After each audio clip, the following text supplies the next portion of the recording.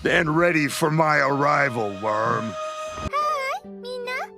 Alright, the time is finally here. Cyrene Banner has finally arrived alongside with an absolutely insane rerun of the Castorice 3-in-1 team, as well as Phainon, Mydei, and Meow Meow. Now, do note that for the Cyrene banner, it will be lasting the entire 6 weeks instead of the 3 weeks, similar to Miyabi from Zenless Zone 0, but the reruns are going to be split into the first half as well as the second half. I'm not going to stall around too much, just going to jump straight into the pooling opinions for Cyrene as well as her friends. So without further ado, let's get into today's content. Heads up, before we get into this pooling opinion, I just want to once again remind everyone, this is not going to be considering for your waifu or your husbandos, right? This is pretty much just purely based on their performances in the endgame content, because me personally, I made this tweet over here. I think that Cyrene is really just like a definition of a waifu bait. Whether it's bait or not, it's going to be up to you to decide, right? So that's it.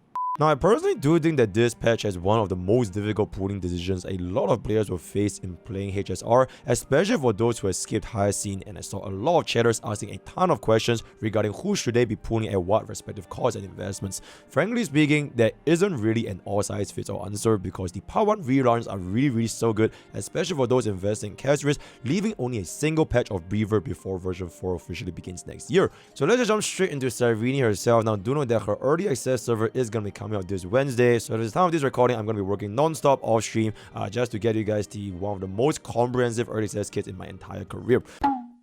So they're currently shown that Cyrene is going to be a universal support for all of the Chrysos hairs, hinting that she will have a definitive placement in any one of the 12 different units as we mark the end of our Era Nova journey. Now, unfortunately, D, Herda, Archer, as well as Saber, they are not going to be considered as Chrysos hairs, so it ain't one of them. The biggest issues in which Cyrene faces is going to be the 24 recollection point ultimate that scales upwards with the total number of allies, which means that Mimo Sprite teams will allow for a much better ultimate rotation. Now, this ultimate is also going to be a key concern for a lot of players, but there are frankly quite a lot more of different things that we are going to be thinking about for Cyrene's kit, especially for those non-Mimo Sprite Chrysos hairs. So further insights we're going to be taking a look at for this coming Wednesday. Now, that being said, Cyrene's actual kit, assuming she can get her ultimate, is looking to be extremely strong because she activates the entire team's ultimate built-in true damage buff like E1 Tribbie, while having the personal damage potential similar to Evernight. So for the Castorice mains, without Tribbie, it's going to be a 10 out of 10. Otherwise, it's going to be an 8 out of 10. For every other Chrysos hair, it's pretty much going to be a wait and see out of 10. So CM believes that Cyrene from the livestream has a lot of potentials to make the Chrysos hair to the next level, such as a stronger Poleaxe as well as Perma Phainon ultimate state, which are going to be the only two revealed in this entire livestream. At the same time, however, Cyrene also poses quite a lot of potential issues, so every single one of these things in that look, all for Wednesday. But for the 3 biggest concerns that Cyrene can be having is going to be summarized as per the following. First of which is going to be the inability to buff your non-Chrysos hair teams.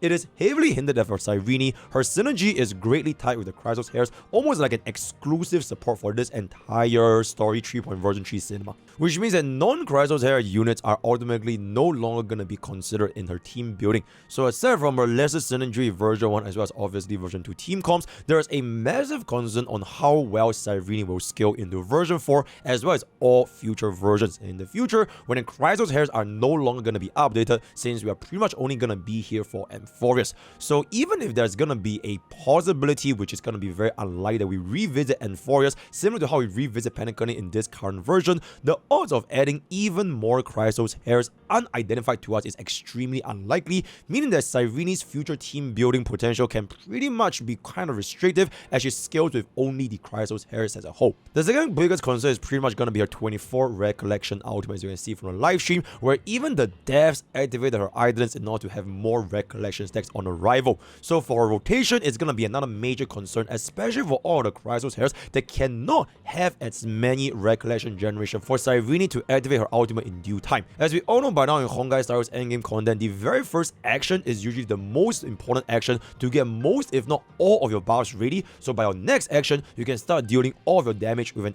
excellent example being supports like Tribbie, Ramei, and Robin, where whether or not they can get their ultimate on the very first turn is going to be leading to a massive damage differential between your enemies. So if Cyrene faces a recollection stack problem for some of the Chrysos hair more than others, then the overall rotation and comfort of using her may be heavily impacted, especially since she is likely competing for the non-Chrysos hair slots for many version 3 teams, such as for example Sunday in Aglaia and Nexa, as well as a Mydei team comp. And then for the last concern, it's pretty much going to be the combination of both roles, which is her synergy with non-remembrance Chrysos units. So on the same page as a recollection stack generation, this was particularly brought up for Phainon specifically, since during the live stream, they only showed him as well as Castorice with Evernight. Now, Phainon looks to be an alternative strongest version 3 DPS, similar to the battle between Aircron and Firefly back in version 2. The question is, who is Aircron and who is Firefly? As we all know by now, Phainon is a unit that needs to get his core flames as fast as possible to get to his ultimate stage as fast as possible. And Cyrene posed an interesting question for him before he gets in the ultimate state, which is, can players still run a sustained team like DHPD to keep our team alive and thereby staying out of the ultimate state until Cyrene gets her ultimate? Or can players use Cyrene's support kit and run a sustainers Phainon, which better makes use of her permanent ultimate state? So the issue with Phainon and Cyrene, aside from the ultimate generation issue, is that her entire gimmick is to keep Phainon in the ultimate in a permanent rotation, which thereby reduces the pressure of you even running sustains in the first place, since the rest of the teams would technically never be targeted by the enemy. In this case, if you run a sustain, it would instead backfire this mechanic and you reduce your total damage output during your ultimate state.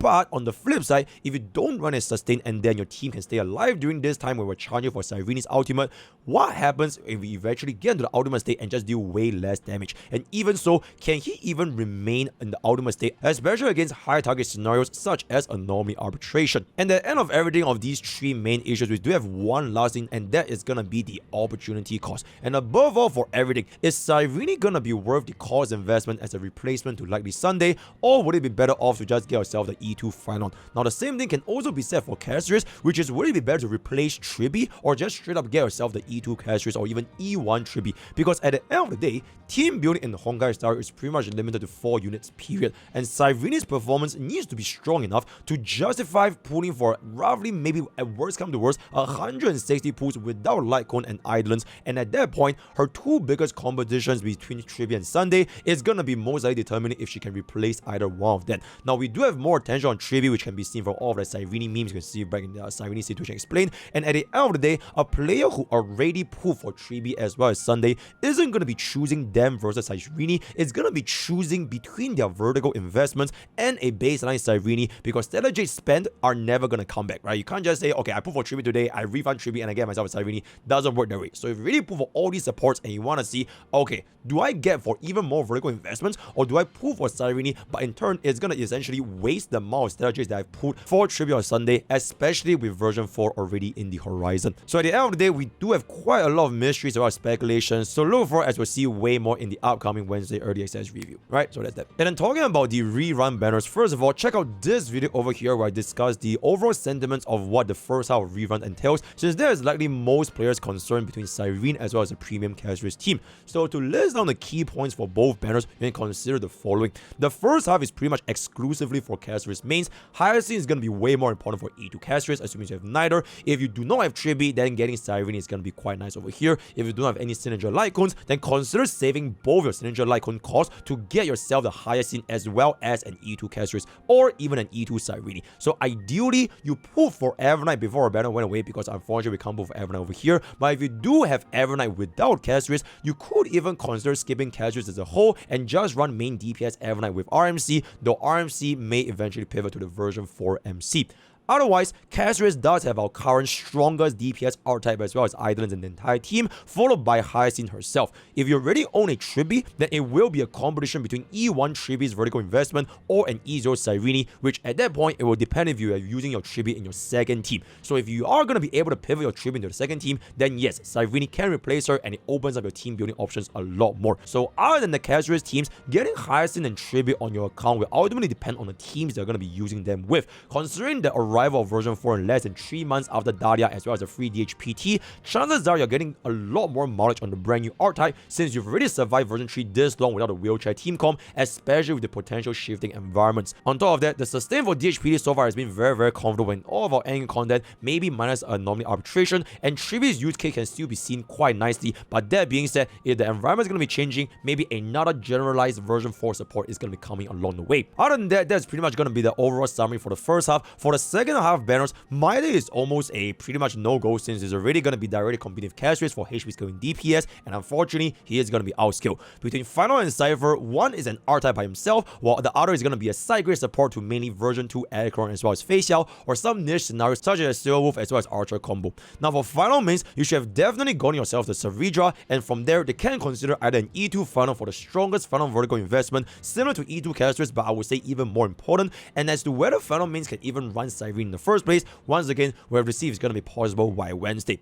So with that, we've come to the end of a very fast little summary. So this is pretty much going to be one of the biggest patch as well as the biggest pooling decisions that you will probably face as a player that started in the Amphorius patch itself in Honkai Star history. So Cyrene's value is going to be largely stable with Castorice means that like the E1 Tribbie as well as you already have the Evernight, and otherwise all other Chrysos heads we're pretty much going to have to wait and see. The rerun banners you can feel a gap between the missing key units, but weigh your options between your version 3 as well as version 4 in the future. For my personal free-to-play account, I will see if Cyrene will add value to my E1 Tribbie, and if she does, can I replace E1 Tribbie to my Team 2 while I wait for version 4? I'm definitely not going to be investing in E2 Cyrene no matter what is going to happen at the expense of going to version 4 completely Stellar Jadeless, because I want to position myself at least roughly 200-ish pulls to steady myself into the version 4 R-type. Okay, if you guys have any questions, because I do know that for this particular banner, it is a very difficult choice, especially for a lot of players, so feel free to drop your questions down in the comments below, or just join our Discord with a lot of elitist HSR players that can probably also answer a question, because I'm pretty much going to be overworking all the time. So let me know what you guys think.